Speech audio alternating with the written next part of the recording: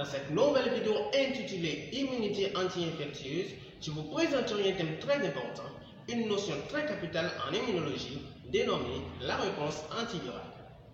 Autrement dit, il s'agit de la réponse de l'organisme face à un virus.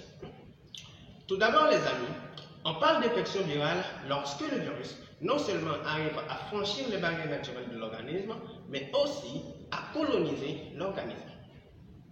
Parlant des barrières naturelles, il s'agit notamment des barrières physiques comme la peau, des barrières chimiques comme le pH et aussi des barrières biologiques comme les peptides antimicrobiens.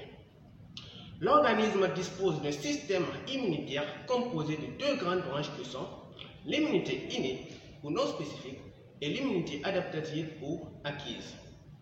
L'immunité innée représente la première ligne de défense de l'organisme face à toute infection et l'immunité adaptative représente la deuxième ligne de défense de l'organisme.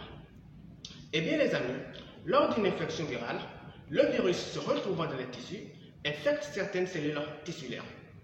Les cellules infectées par le virus produisent en réponse à cette infection des interférons de type 1. Ces interférons de type 1 se lient à leur récepteur spécifique situé sur la membrane des cellules voisines non infectées. Cette liaison de notre interféron à son récepteur au niveau des cellules non infectées confère à ces cellules un statut antiviral, c'est-à-dire qu'elle empêche la réplication du virus au niveau de ces cellules. Quant aux cellules infectées, l'immunité innée dispose d'une certaine catégorie de cellules appelées les cellules NK. Ce sont des natural killers qui détruisent les cellules infectées par le biais du mécanisme de la cytotoxicité directe. Autrement dit, les cellules NK sécrètent des perforines qui créent des pores dans la membrane de la cellule infectée et ensuite elles sécrètent des granzymes qui pénètrent cette cellule infectée et la détruisent. L'immunité adaptative, quant à elle, est composée de deux grandes branches que sont la médiation humorale et la médiation cellulaire. Ces deux branches sont tous activées par des cellules sentinelles présentatrices d'antigènes. L'immunité adaptative à médiation humorale lutte contre le virus en produisant des immunoglobulines de type A, des immunoglobulines de type G et aussi des immunoglobulines de type M. Les immunoglobulines de type A bloquent le virus et empêchent son adhérence à la membrane des cellules de l'hôte. Les immunoglobulines de type G et de type M assurent l'opsonisation du virus, c'est-à-dire sa neutralisation et sa lyse par la phagocytose et par le complément. La médiation cellulaire, quant à elle, intervient lorsqu'il s'agit donc d'une infection virale complètement établie. Elle fait aussi intervenir deux types de cellules que sont les lymphocytes T cytotoxiques et les lymphocytes T helper 1.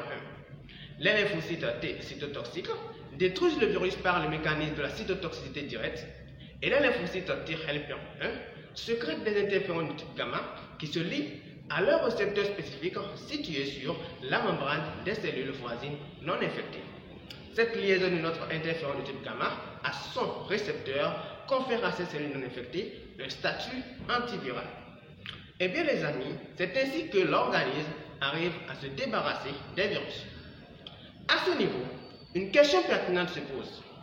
Malgré toutes ces précautions de l'organisme pour détruire le virus, malgré toutes les défenses du système immunitaire face à l'infection virale, il existe toujours certains virus exceptionnels. Eh bien, comment ces virus arrivent-ils à échapper au système immunitaire de l'organisme? Eh bien les amis, dans ma prochaine vidéo, je vous parlerai essentiellement des stratégies d'échappement du virus face au système immunitaire. À la prochaine!